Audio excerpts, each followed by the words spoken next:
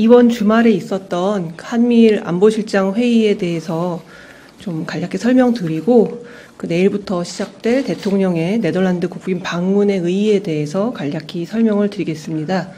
12월 9일 오전 한국의 조태용 안보실장, 일본의 아키바 다케오 국가안전보장국장, 미국의 제이크 설리번 국가안보보좌관은 약 2시간 동안 한미일 안보실장 회의를 열고 3국의 공동이익과 안보에 영향을 미치는 다양한 사안들에 대해 깊이 있는 논의를 나눴습니다.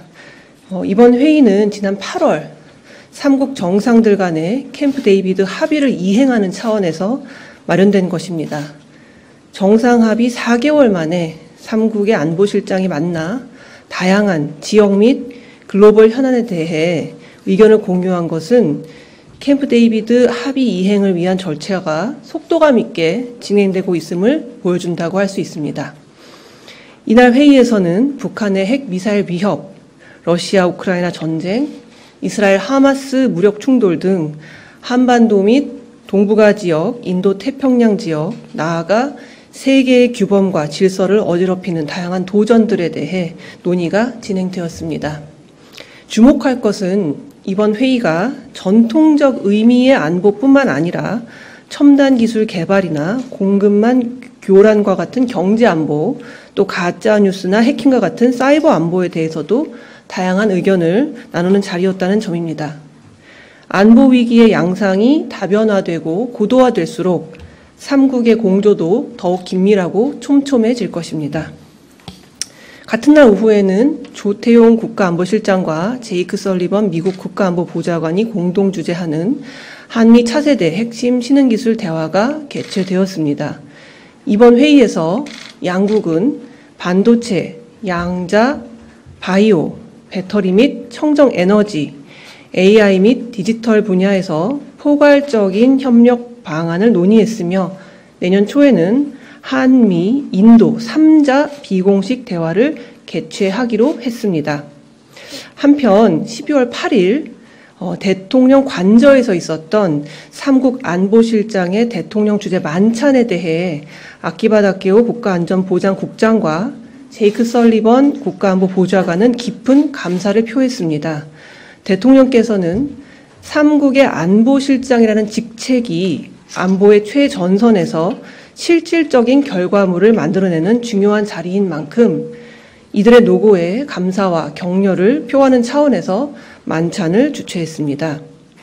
한 가지 만찬장에서의 분위기를 좀 전달해 드리면 제이크 설리번 국가안보보좌관은 만찬장에서 대학 시절에 학보사 기자로 일할 때 한국의 대학 학보사 기자들을 만나러 한국에 온 적이 있는데 그때 한국 친구들이 불고기를 사줬다. 그런데 내가 수십 년이 지나서 이렇게 한국의 대통령과 마주 앉아 불고기를 먹게 되다니 매우 감개무량하다. 상상하지도 못했다.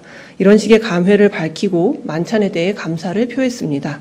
다음으로 내일부터 시작될 윤석열 대통령의 네덜란드 국빈 방문의 의의와 목적에 대해 간략히 설명드리겠습니다.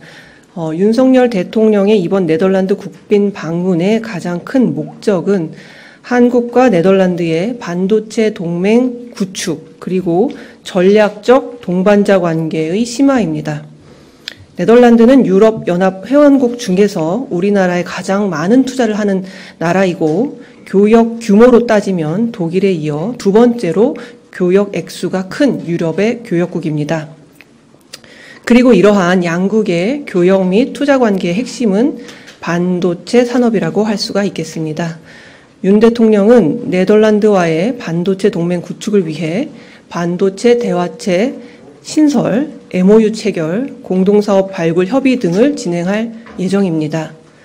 또한 이러한 반도체 동맹의 기반 위에 전략적 동반자 관계를 심화하고 가치의 연대에 기반한 외교 안보 협력, 첨단 기술 연대에 기반한 경제 안보 협력을 강화해 나갈 것입니다.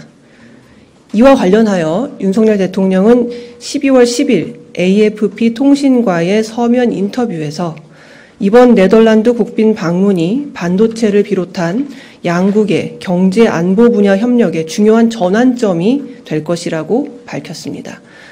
대통령은 한국과 네덜란드가 가장 모범적인 협력 관계를 통해 글로벌 반도체 공급망 안정에 기여해 왔다면서 신흥 기술을 둘러싼 국가 간, 지역 간 패권 경쟁의 심화로 반도체 산업의 전략적 중요성이 그 어느 때보다 커진 상황에서 이번 네덜란드 방문은 각별한 의미가 있다고 강조했습니다. 또한 오늘날은 경제가 곧 안보이고 안보가 곧 경제인 시대라는 양국의 공감대 아래 경제 안보 분야 파트너십 강화 방안을 최우선적 과제로 논의할 예정입니다. 특히 윤 대통령은 이번 순방에서 네덜란드의 세계적인 반도체 장비 기업인 ASML 본사를 직접 방문해 클린룸을 둘러보게 됩니다. 외국 정상에게 ASML 클린룸이 공개되는 것은 이번이 처음입니다. 대통령은 ASML 방문은 한국 네덜란드 반도체 동맹 관계에 있어 중요한 전환점이 될 것이라고 밝혔습니다. 마지막으로 윤석열 대통령은 1907년 만국 평화회의가 열렸던 리더잘과 이준열사 기념관을 방문할 예정입니다. 대한민국 대통령으로서는 처음 방문하는 것입니다.